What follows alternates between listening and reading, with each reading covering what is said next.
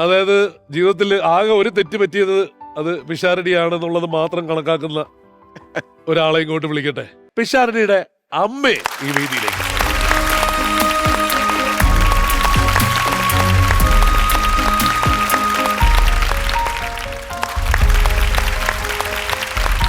ആദ്യമായിട്ടായിരിക്കുമല്ലോ അമ്മയെ കണ്ടിട്ട് മോനെ എഴുന്നേറ്റ് നിന്ന് തൊഴുന്നത്.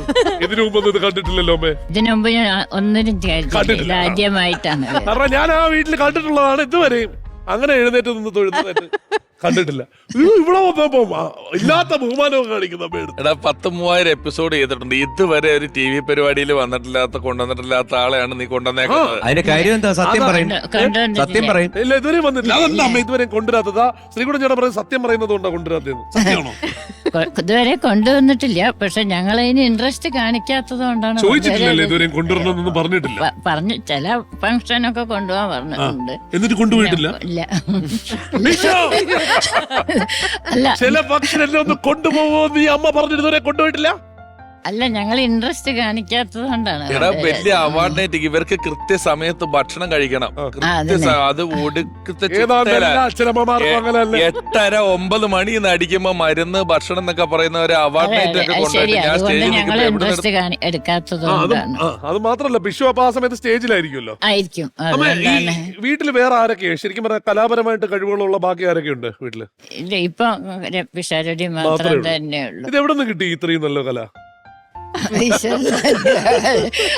അത് ഈശ്വരന്റെ അനുഗ്രഹമായിരിക്കും. അത് പക്ഷെ പണ്ട് കാലത്തും നമ്മുടെ ഒന്നും ചെറുപ്പത്തിൽ ഇതിനൊന്നുള്ള ഒരു വേദി ഉണ്ടായിരുന്നില്ല.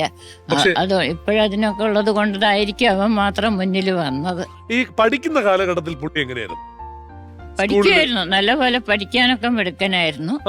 അപ്പൊ ആ കാലത്ത് തന്നെ അവന്റെ ഒരു മിസ്സാണ് ഇവൻ ആദ്യം ഈ കഴിവ് കണ്ടെത്തിയിട്ട് വേറെ കുട്ടികള് ഡാൻസ് പട്ടി പൂച്ച എന്നുള്ള കുട്ടികളുടെ ഡാൻസ് കളിക്കുമ്പോ അതില് പട്ടി കുരയ്ക്കാനും ഒക്കെ അവനെ ആക്കിയതായി. ആദ്യമായിട്ട് പട്ടി കുരയ്ക്കുന്ന ശബ്ദമാണല്ലേ? മാത്രമല്ല കുട്ടികളുടെ ഡാൻസ് കളിക്കുമ്പോ പിറകെ വന്ന് പട്ടി കുരയ്ക്കുന്ന സൗണ്ട് എടുക്കാനാണ് ആദ്യം വിളിച്ചത്. അമ്മ ഇവര് തിരിച്ചും മറിച്ചും പലതും ചോദിക്കും. നമ്മള് പാറപ്പള്ളി ധ്യാനത്തിന് പോയേക്കുമായിരുന്നു. 2-ാം തീയതി 3-ാം തീയതി ധ്യാനമായിരുന്നു നമുക്ക്. ഹലോ ഹലോ മൂത്തവര് സംസാരിക്കുമ്പോ പറയാം. അല്ല ഇത് കണ്ടോ, മിമിക്രിയിലേക്ക് വരാൻ കാരണം അതാണ്.